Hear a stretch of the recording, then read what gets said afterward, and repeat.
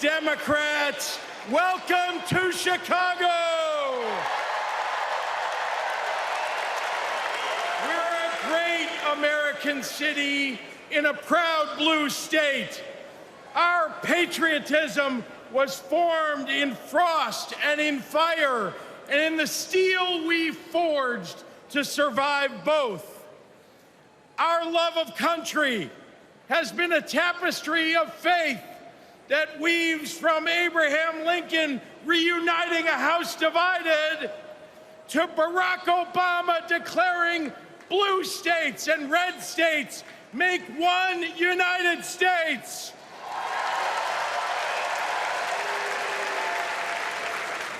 Now, Illinois' presidential pedigree is unmatched.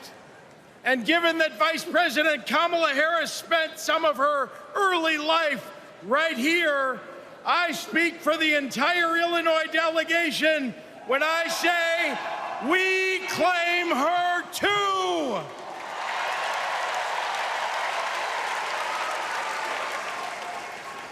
Now, one president we will never claim is the con artist the Republicans nominated in Milwaukee last month. Donald Trump once called Chicago embarrassing. To quote a great Chicagoan who won 6 world championships on these very grounds, we take that personally.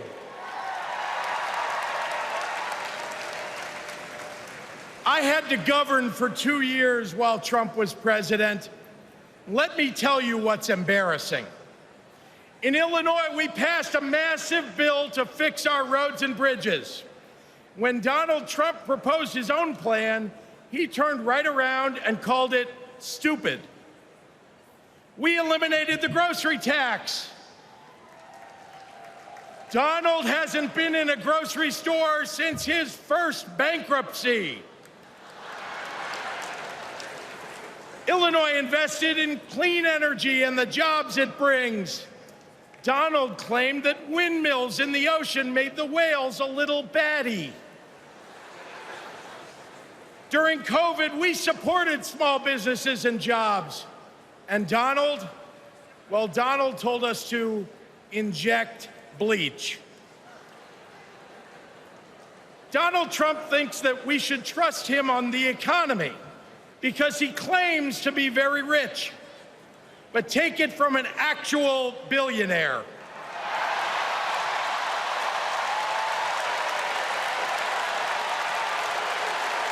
Trump is rich in only one thing: stupidity.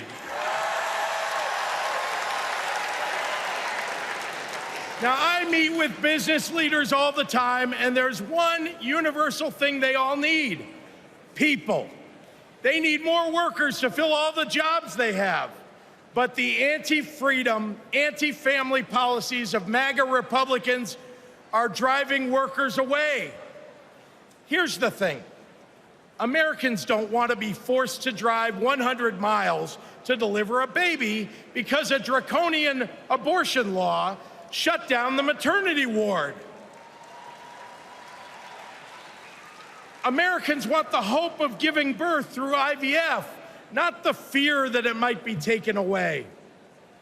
Americans with LGBTQ kids don't want them facing discrimination at school because the state sanctioned it.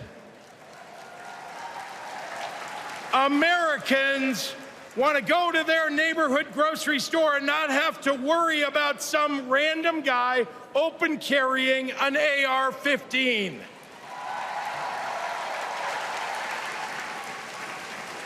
Americans don't want their kids to be taught in history class that slavery was a jobs program.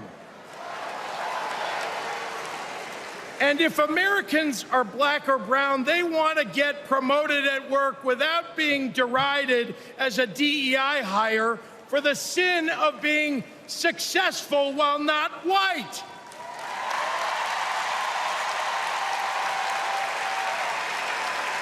Let's be clear. It's not woke that limits economic growth. It's weird. And these guys aren't just weird, they're dangerous. Democrats are for lower taxes and higher wages, less inflation and more business growth. We just think it's wrong to craft those policies for Elon Musk and not for everyday working people. That includes a secure retirement and good health care. We think the government should help you prosper, not police who you're sleeping with. More than anything, Democrats want economic policies that are kind, not cruel. But Trump chooses cruelty every time. After all, everything he's achieved in his own life has been by hurting someone else. Kamala Harris and Tim Walz, well, they've spent their lives lifting people up, not pushing them down. They know that a White House that leads with kindness looks at someone who is struggling and sees not what they might cost society, but what they might create for it. Americans want policies that give every American a chance to make it to the middle class. They want to grow small businesses, and Democrats want to cut taxes for everyday people. More than anything, Kamala Harris and Tim Walz want a country where we can all live with a little serenity. The serenity that comes with a balanced checkbook, an affordable grocery bill, and a housing market that has room for everyone. And if there's one thing I know about Donald Trump, he's not bringing anyone any kind of serenity.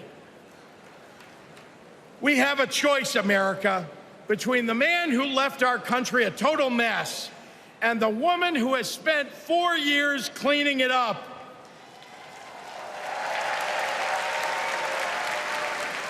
And I think it's time we stop expecting women to clean up messes without the authority and the title to match the job.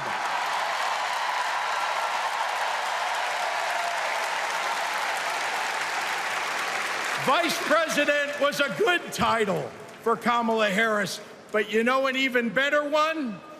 President of the United States of America.